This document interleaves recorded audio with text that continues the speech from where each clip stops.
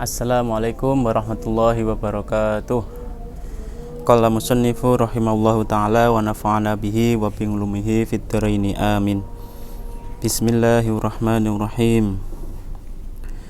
Wal maqalatul khamisatu wal isruna, utawi makalah kang kaping selawe, makalah ke-25. Kila den dawuhaken, al mukiru utawi wong kang ngaku-ngaku bitaksiri kelawan apes, ai bilang ajesi kelawan apes, ngantoati saking taat abadan ngawulane iku mahmudan den puji. Wal ikraru utawi ngaku-ngaku bitaksiri kelawan apes iku ngalamatan dadi tondo alqabuli den trimone amal. Li annahu krana stuhune ikrar iku isyaratun tanda ilang adamil ujubi maring ora anane ujub wal kibri lan gumedhe. Jadi pada makalah ke-25 ini yang pertama adalah orang yang mengaku bahwa perilaku taatnya itu masih kurang atau adanya kelemahan dalam perilaku taatnya, maka itu menjadi tanda bahwa dia itu terpuji, melakukan ketaatan yang terpuji. Sedangkan mengakui bahwa ada kelemahan dalam ibadahnya itu menjadi tanda diterimanya amalnya. Jadi yang pertama, mengakui adanya kelemahan dalam perilaku taat itu sungguh terpuji. Yang kedua, mengakui adanya kelemahan dalam melakukan ibadah itu adalah salah satu tanda diterimanya amal. Nah, ini dijelaskan kenapa seperti itu. Li annahu isyaratun ila ngadamil ujubi wal kibri. Jadi perilaku yang mengakui bahwa ada kelemahan dalam ibadahnya itu adalah salah satu tanda tidak adanya ujub maupun takabur. Ujub ini napa nggih? Ujub niku merasa bangga atas ibadahnya ataupun pamer perasaan napa nggih? Aku luwih ibadah, aku luwih seperti ini dan lain-lain. Sedangkan sombong niku memamerkan ibadahnya. Sombong dengan ibadahnya. Ada suatu napa nggih? Kisah lah, ada suatu kisah niku ada orang yang ahli ibadah. Mungkin selama umurnya itu dilakukan untuk ibadah terus. Pada suatu di hari timbangan niku dia dengan bangganya ataupun dengan apa nggih? Sombong lah, takabur niki wau, kibrin niki wau. Dia berharap bahwa amalnya itu bisa memasukkannya ke dalam surga. Jadi waktu timbangan niku, amalku wae sing kok timbang. Amalku saja yang sampean timbang. Ketika amal itu ditimbang, semua amalnya itu ditimbang, seret, lalu oleh malaikat itu dibandingkan dengan petugas yang menimbang, itu dibandingkan dengan satu nikmat, yaitu mata. Salah satu nikmat itu kan anggota badan kita diberi kesehatan, itu kan juga salah satu nikmat. Jadi nikmat itu tidak hanya rezeki, tapi diberikan anggota badan yang jangkap, diberikan kesehatan jasmani maupun rohani, itu juga sudah salah satu bentuk nikmat. Nah, itu semua amalnya itu dibandingkan dengan nikmat hanya satu bola mata. Niku masih berat nikmat bola matanya. Dari situ ahli ibadah ini sangat menyesal. Kenapa tidak dari awal dia mengharapkan rahmat dari Tuhan, dari Allah? Karena tentu kita tahu, tentu kita ingat bahwa yang bisa menyelamatkan kita di yaumul akhir adalah rahmat ataupun welas kasih sayang dari Allah. Kalau kita membandingkan amal-amal itu tentunya tidak cukuplah atas rahmat dan lain-lain. Tentu kita juga ingat adanya salah satu ngapunten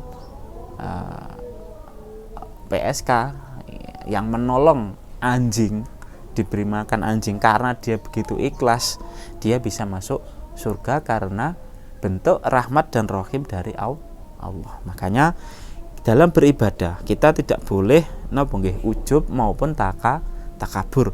wah aku lo ahli ibadah, aku lo bendino sholat tahajud, sholat duha, baca Quran dan lain-lain. Itu kita tidak boleh seperti itu.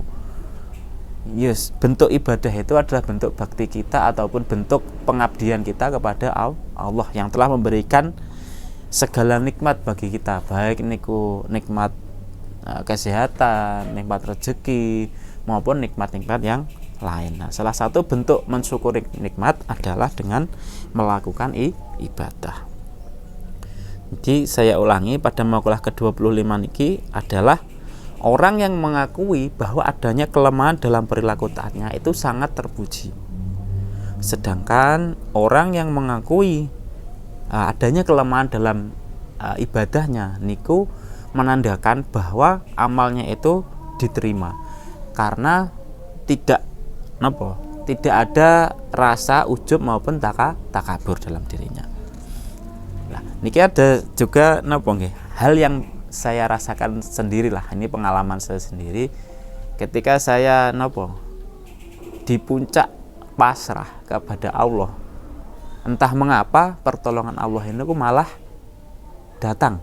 Tapi ketika saya beribadah, berdoa dan lain sebagainya, dengan adanya harapan, dengan doa saya, dengan perjuangan saya, nanti saya bisa seperti ini, seperti itu, niku malah sulit untuk terkabul. Tapi ketika saya sudah melakukan sesuatu, sudah berdoa, sudah berusaha, terus ada timbul rasa pasrah kepada Allah, pun kula nderek kersane jenengan ya Allah, niku malah Allah memberikan apa yang kita minta. Memang sebenarnya kalau kata orang-orang sufi atau tasawuf atau niku, sebenarnya Allah niku lebih paham kebutuhan kita, keinginan kita dan lain-lain. Cuma Allah niku bukan menguji, tapi ingin melihat seberapa hambanya itu mau berusaha, seberapa hambanya itu mau berdoa, seberapa besar keinginan dia pasrah dan lain sebagainya. Hanya ingin seperti itu. Sebenarnya Allah itu sangat gampang mengabulkan doa-doa kita. Tinggal kun fayakun seperti itu, maka semua kebutuhan kita itu bisa terpenuhi. Tapi di sisi lain, yang namanya kita sebagai hamba Allah niku juga harus adanya bentuk pengabdian. Jadi seperti itu. Termasuk dulu waktu saya sudah kita berbicara jodoh ya. Jadi waktu saya dulu itu berusaha menemukan jodoh, sempat istiqoroh dengan A, si B, si C, si D nih, ternyata dari hasil istiqoroh pun kurang baik. Dan ketika istiqorohnya niku sedikit kurang baik, tapi ada sedikit cara untuk menjadi baik niku saya usahakan pun ternyata juga masih gagal. Tapi ketika saya sudah pasrah pun derek mawon kersane njenengan Gusti, kula tak fokus ngaji. Waktu itu masih di pondok, saya fokus ngaji, fokus pados ilmu, pados rezeki, dan saya juga bekerja waktu itu. Tiba-tiba teman mengenalkan saya dengan istri saya yang sekarang ini. Jadi dan peristiwanya itu pun tidak lama, hanya sekitar 6 bulan dari perkenalan hingga saya menikah itu hanya sebentar. Itu tidak lama. Jadi ketika kita sudah mengakui bahwa amal kita niku kurang baik ataupun bentuk pasrah kita kepada Allah niku, seringkali Allah malah menolong kita. Seperti halnya mungkin kita ketika kesulitan rezeki, mungkin itu ketika kita sudah pasrah niku, kadang-kadang niku ada saja janji Allah yang di Al-Quran itu, yang min haitsu la yahtasib, dari mana-mana yang tidak kita sangka niku datang sendiri. Dulu saya juga sering ketika di pondok tidak punya uang dan lain-lain, ada saja, ada undangan khataman misalnya. Khataman kan pasti yang angsal ma'am, angsal berkat, ada undangan tahlilan dan lain-lain, ataupun ada yang teman dari pulang kampung itu membawa makanan. Sebenarnya salah satu kebutuhan pokok kita kan masih makanan.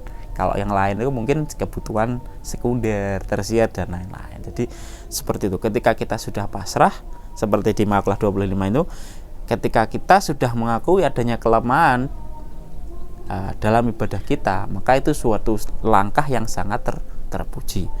Lebih lanjut, ketika kita sudah mengakui adanya kelemahan dalam cara kita beribadah, niku sudah menandakan bahwa ibadah kita itu telah diterima, karena tidak adanya rasa ujub ataupun rasa takabur atau sombong. Mungkin niku inti dari makalah ke-25. Semoga kita dapat menjadi hamba yang baik, dijauhkan dari sifat ujub maupun takabur. Intaha wallahu alam biswab. Al-Fatihah.